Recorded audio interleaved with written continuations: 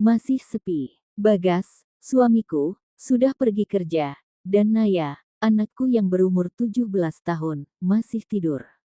Di balik senyumku yang tampak tenang, aku menyimpan rasa lelah yang tak pernah hilang. Rasanya seperti ada yang salah, tapi aku tak tahu apa.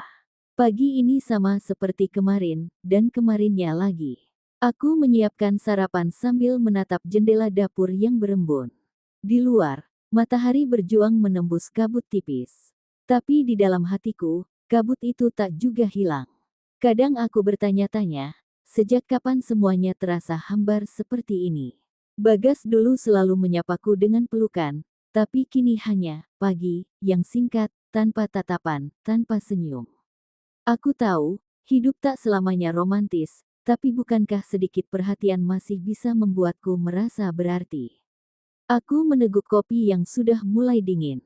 Di ruang tamu, foto pernikahan kami tergantung dengan bingkai kayu yang mulai memudar warnanya. Aku menatap wajah kami yang dulu terlihat bahagia. Waktu memang bisa mengubah banyak hal, tapi tak kusangka ia juga bisa menghapus kehangatan. Naya turun dari kamar dengan rambut berantakan, tersenyum kecil padaku. Pagi, Bu. Aku membalas dengan senyum yang sama. Senyum itu palsu, tapi aku tak ingin ia tahu. Aku tak mau anakku tumbuh dengan rasa curiga terhadap rumahnya sendiri. Setelah Naya berangkat sekolah, rumah kembali sepi. Aku duduk di sofa, menatap ponselku yang tak kunjung berdering. Dulu, setiap jam makan siang, Bagas selalu mengirim pesan, sekadar bertanya, "Sudah makan belum?" Sekarang, pesan itu tinggal kenangan. Entah kenapa hatiku mulai gelisah, seperti ada sesuatu yang tidak beres tapi sulit kujelaskan. Aku mencoba mengalihkan pikiran dengan mencuci piring, tapi bayangan wajah Bagas terus muncul di kepalaku. Suara motornya yang menjauh pagi tadi seperti membawa sebagian dari diriku ikut pergi. Entah sampai kapan aku bisa terus berpura-pura bahwa semuanya baik-baik saja. Hari-hari terasa semakin berat. Bagas semakin jarang bicara, bahkan saat makan malam. Suaranya dingin, seperti sudah lama kehilangan rasa. Aku mencoba mengajaknya bicara, tapi selalu berakhir dengan diam panjang. Naya mulai menyadari ketegangan itu, meski aku berusaha sekuat tenaga menyembunyikannya.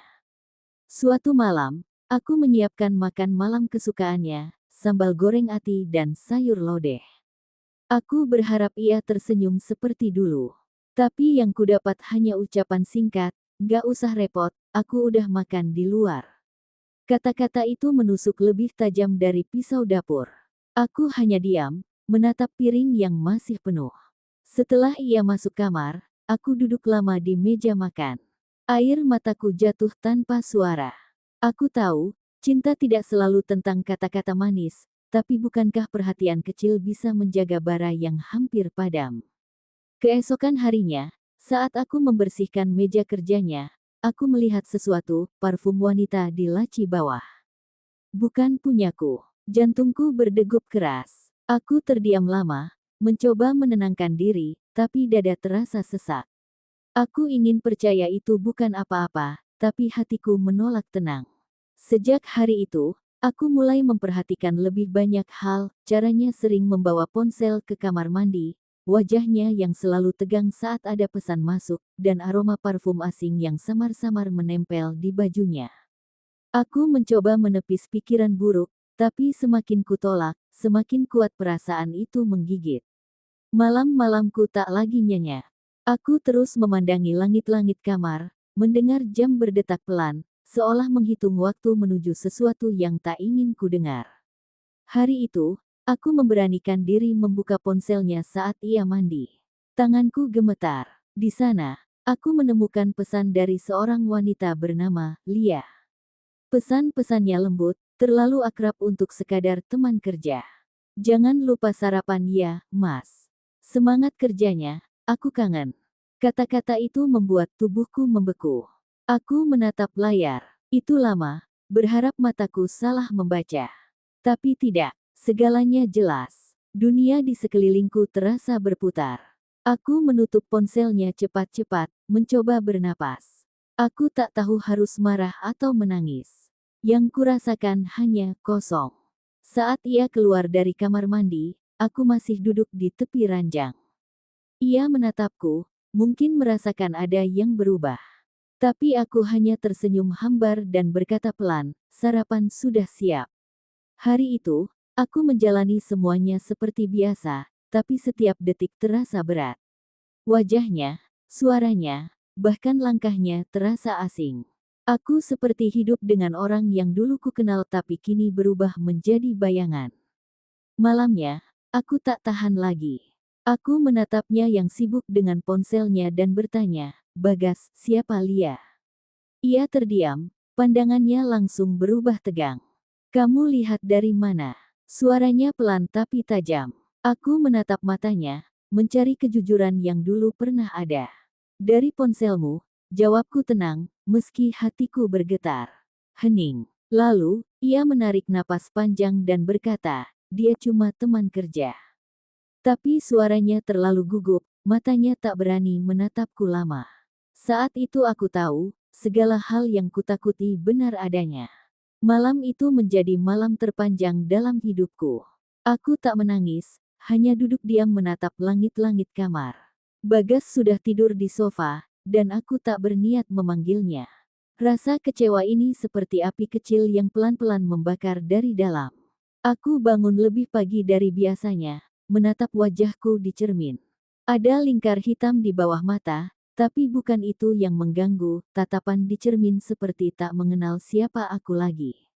Siang harinya, aku menerima pesan dari Bagas. "Aku minta maaf. Aku nggak bermaksud bikin kamu sakit hati." Pesan singkat itu hanya membuatku semakin sakit. Aku tidak butuh kata maaf, aku butuh kejujuran. Beberapa hari kemudian, aku memberanikan diri bicara dengannya. "Aku tahu semuanya, Bagas. Aku tahu kamu berubah, dan aku tahu kenapa." Ia tak menyangkal. Ia hanya menunduk, diam, lalu mengusap wajahnya lelah. "Aku hilaf, Rat. Aku cuma capek." Aku tersenyum pahit. "Capek? Kamu pikir aku nggak capek?" Suaraku meninggi tanpa sadar. Tapi lalu aku berhenti. Aku terlalu lelah untuk marah. Malam itu aku duduk di teras, memandangi langit yang gelap. Suara jangkrik terdengar lirih, seperti ikut menangis bersamaku. Aku sadar, kadang cinta tidak hilang karena benci, tapi karena salah satu berhenti berjuang. Waktu berlalu, tapi luka itu tak kunjung sembuh. Kami hidup di bawah satu atap, tapi terasa seperti dua dunia yang berbeda. Aku mencoba mengalihkan diri dengan mengurus rumah dan memperhatikan Naya, tapi setiap kali melihat wajah Bagas, luka itu terbuka lagi. Suatu malam, saat aku mencuci piring, ia mendekat pelan. "Rat, aku mau bicara." Aku diam, menunggu. "Aku mau perbaiki semuanya," katanya pelan. Aku menatapnya, mencari tanda-tanda kejujuran. "Aku janji, nggak akan ulangi lagi." Aku ingin percaya, tapi hatiku belum siap. Bagas, yang rusak bukan cuma kepercayaan, tapi juga hatiku. Ia tertunduk, suasana hening. Hanya suara air dari keran yang mengalir pelan. Beberapa hari kemudian, ia mulai berubah. Lebih sering di rumah, lebih sering membantu. Tapi luka di hatiku belum kering. Kadang aku masih menangis diam-diam di malam hari. Naya yang awalnya tak tahu apa-apa mulai curiga. "Bu, ayah kenapa sih? Kok rumah kayak sepi banget?" Aku hanya tersenyum, "Nggak apa-apa, nak. Ayah cuma lagi banyak pikiran." Aku berbohong, demi melindungi hatinya. Namun diam-diam, aku tahu, Naya merasakan segalanya. Ia lebih sering memelukku sekarang, tanpa banyak bicara. Dan setiap pelukannya seakan berkata, "Aku tahu, Bu, tapi kamu kuat." Beberapa minggu setelah ketegangan terakhir, suasana rumah mulai terasa lebih hangat. Bagas mulai menunjukkan perubahan yang konsisten. Ia tidak lagi pulang larut tanpa kabar, selalu menyempatkan waktu untuk Naya, dan bahkan sering membantu pekerjaan rumah tanpa diminta. Hal-hal kecil itu mulai menenangkan hatiku perlahan, meski bekas luka lama masih terasa. Suatu pagi, Bagas tersenyum sambil membawa sarapan ke kamar. "Ini buatmu dan Naya," biar pagi kita lebih hangat, katanya. Aku melihat Naya tersenyum lebar, dan hatiku ikut hangat. Senyum sederhana itu terasa lebih berarti daripada kata-kata manis yang dulu sering kudengar tapi kini terasa hampa. Di meja makan, kami makan bersama. Tidak ada pembicaraan yang dipaksakan, hanya tawa kecil dan cerita ringan tentang sekolah Naya. Aku mulai menyadari bahwa ketenangan sederhana seperti ini ternyata sangat berharga. Rumah ini, yang sempat dipenuhi ketegangan dan rahasia, kini perlahan terasa seperti rumah yang seharusnya. Sore harinya, Bagas mengajakku berjalan-jalan sebentar di taman dekat rumah. Ia memegang tanganku, berkata dengan lembut, "Ratri, aku ingin setiap hari kita seperti ini. Aku ingin membuktikan bahwa aku bisa menjadi suami yang lebih baik." Suaranya tulus, dan aku bisa merasakan ketulusan itu. Hatiku mulai terbuka sedikit demi sedikit. Naya ikut berlari-lari di taman, tertawa riang, dan aku menatapnya sambil tersenyum. Melihat Bagas bermain dengan anak kami, menunjukkan perhatian dan kesabaran, membuat hatiku lega. Aku tahu, ini adalah bukti nyata bahwa ia serius ingin memperbaiki rumah tangga kami. Malam harinya, kami duduk bersama di ruang tamu. Bagas memelukku, dan aku merasa hangat. "Ratri, aku tahu kata-kata tidak cukup, tapi aku ingin kamu percaya aku berusaha. Aku tidak akan menyakiti lagi," katanya dengan nada tulus. Aku menatap matanya lama, merasakan kesungguhan yang jarang kurasakan sebelumnya. Aku menarik napas panjang, perlahan menurunkan tembok yang selama ini kusembunyikan. "Bagas, aku ingin percaya. Aku ingin kita kembali bersama, tapi aku juga ingin kita tetap jujur satu sama lain. Tidak ada rahasia lagi." Suaraku lembut tapi tegas. Ia mengangguk, menggenggam tanganku lebih erat. Malam itu, aku duduk di jendela kamar, menatap lampu kota yang berkelap-kelip. Hatiku terasa ringan.